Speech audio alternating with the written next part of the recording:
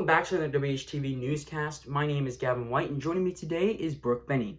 Today is Wednesday, May 20th, which marks the day of the final WHTV Newscast of the 2020 school year.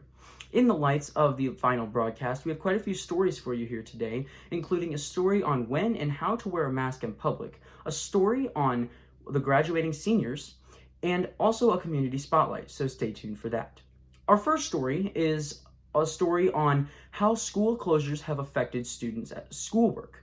Let's go to Denise Trescott for more on this topic. Hi Timberland, Denise Trescott here, reporting from home to let you know more about how the extended closure is affecting schoolwork. Globally, over 1.2 billion children are out of the classroom. As a result, education has changed dramatically with e-learning. Some research suggests online learning has shown to increase retention of information and take less time. Online school has been easier because I'm not rushed.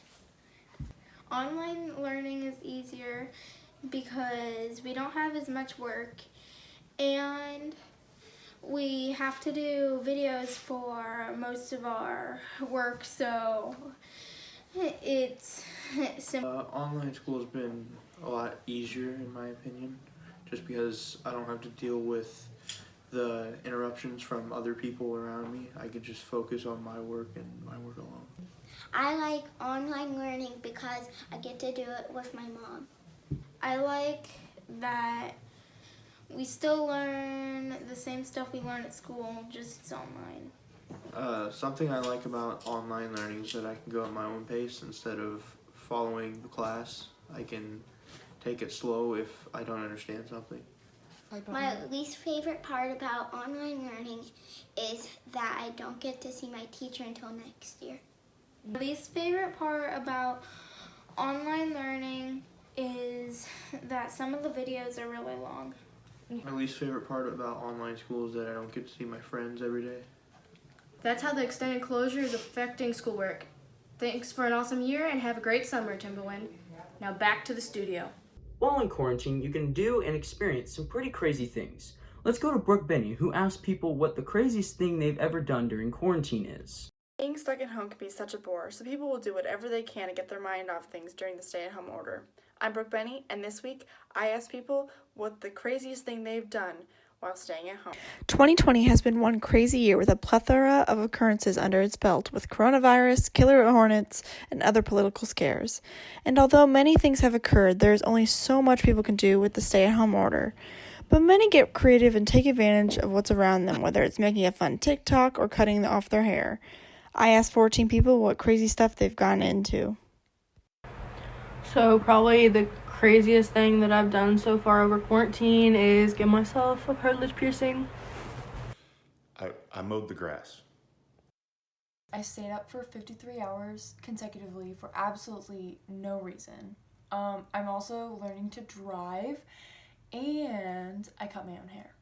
I got the idea that I wanted to dye my hair pink, and so I ordered some semi-permanent hair dye that I've used before many times and it's gone great, but this time it didn't do anything and it just made my hair look red in some parts and it didn't look wonderful, so I had to wash it. I guess just like binge watched an entire season of a TV show in one day. The craziest thing I've done this quarantine is file my taxes. The craziest thing I've done during quarantine is messing up my sleep schedule. I stayed up for between 73 and 76 hours. I don't remember how many exactly it was, but it was really bad. The craziest thing I've done so far is go outside and jump on the trampoline during a thunderstorm with my sister for probably about 5 minutes. Eat everything I see in sight. Spend like 5 hours in a 60-degree pool. Probably stay up all night just because I have nothing else to really do. The craziest thing I've done during quarantine is sleep in until 5 p.m. I took a photo with my dog wearing face masks and to remember what's going on in the world and just to lighten the mood a bit, to have some fun with my dog. If you're still feeling bored, look to the internet or those around you to keep active. I'm Brooke Benny, back to the studio. I sure am busy with a lot of things. Let's go to Mitchell White Camp to see what students have been up to while staying at home. Hello Timberland, this is Mitchell Whitecamp with WHTV. COVID-19 has shut down most of the city for about a month and a half, so I asked some students what they've been doing to keep themselves busy over quarantine. What I've been doing to keep myself busy in quarantine is working out and going fishing. The stay-at-home order for Missouri started on Monday, April 6th at 12:01 a.m. During quarantine, for me not to go insane, I've gone fishing, worked out a little bit, and then honestly, I've been hanging out with friends. St. Charles County has been starting to open places back up, such as some restaurants. However, they are making sure people are keeping their social distance. To keep myself from going insane during quarantine, I have been playing soccer with my brothers and playing Xbox with my friends. As of May 5th, there were 3,569 confirmed cases in the St. Louis County. This has been Mitchell Whitecamp with WHTV. Now back to the studio. The coronavirus has caused many events to be canceled, which includes senior graduation. Some schools are having graduation online. Let's go to Jacob Spudich to see how some seniors are doing during quarantine. Hi, I'm Jacob Spudich, and today we're going to be taking a look at a few seniors that are graduating this year. As the school year comes to an unexpected close, a new chapter for the graduating class of 2020 now starts for them. We asked a few seniors how they feel about this new chapter. I'm really nervous, but also really excited. I'm going to go to community college because I don't know what I want to do after that, so learn what my profession will be.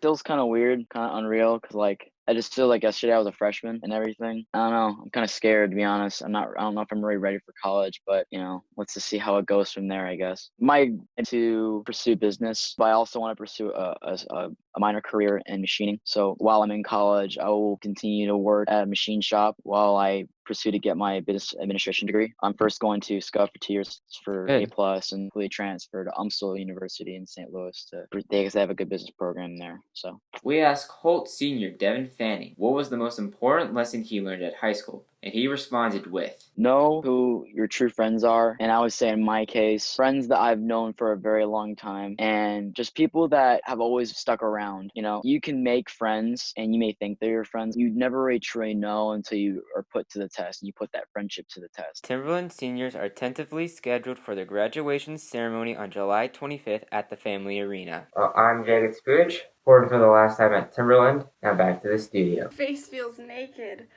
Now it's time for our commercial break on masks with No One See. Since the outbreak of COVID-19, the CDC recommends everyone wear a cloth face mask when in situations that social distancing may be difficult to maintain, such as visiting the grocery store. Let's take a look at how and when to wear a face mask. The CDC recommends that face masks be made of cloth, be it from household materials or store-bought. The CDC does not recommend the use of N95 respirators or surgical masks because they state that those are critical supplies for healthcare workers and other medical first responders. Cloth face coverings should fit snugly but comfortably around the side of the face, be secured with ties or ear loops, include multiple layers of fabric, allow for breathing without restriction, and be able to be laundered and machine dried without damage or change to shape. Face masks should be washed after each day of use. For cloth masks, the CDC states that a washing machine should suffice in properly washing a face covering. When taking off cloth face masks, individuals should be careful not to touch their eyes, nose, and mouth, and also be sure to wash hands immediately after removing. Go to cdc.gov for information on how to make a face mask from household items and help flatten the curve. Now the school is online, some students have a more flexible schedule and are working more. Let's find out how students are handling being essential workers and doing online school at the same time. According to edweek.org, at least 124,000 schools have been closed due to COVID in the United States. This means that there are at least 55 million students now participating in online school, and according to collegevine.com, less than 1 in 4 high school students have jobs. In terms of my schedule with work and online school, I've kind of just been going as my assignments have been coming out and completing them. It's really not too much work at one time. With work, I've had a comfortable amount of hours, and I've just kind of had a lot of time to do extra things and manage my time a lot better. So work hasn't been overbearing, schoolwork hasn't been overbearing. It's all been pretty mellowed and simmered out, and I think the teachers are doing a great job giving an appropriate amount of work for the students at home.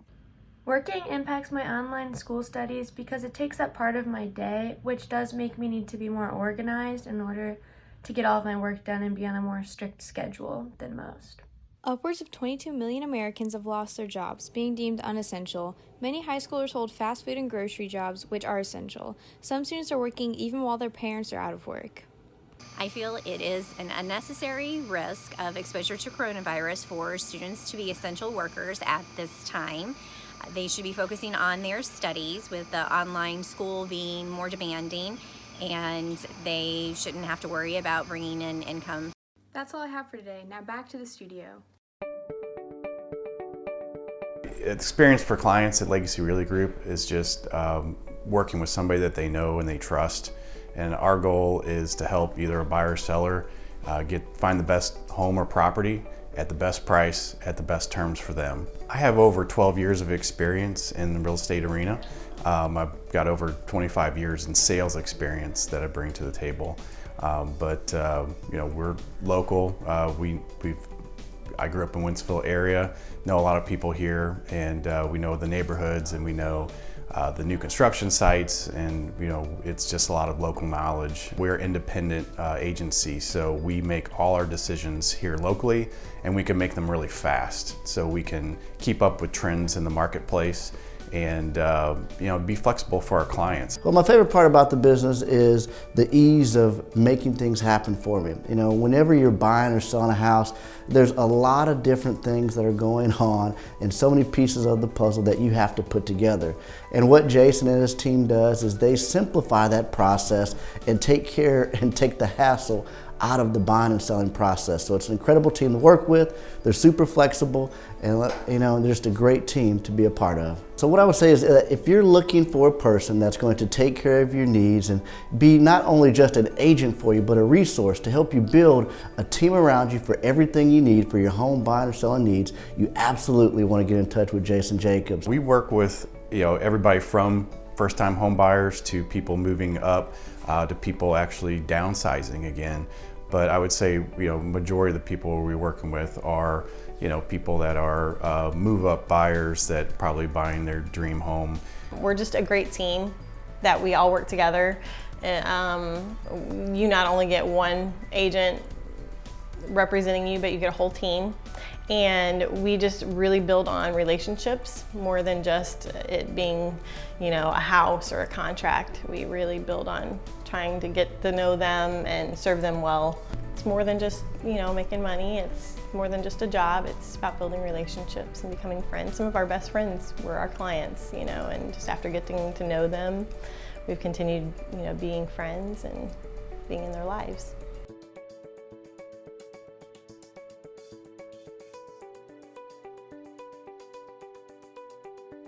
The end of the school year is here.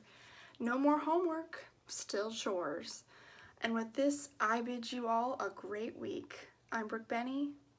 Have a great day and summer.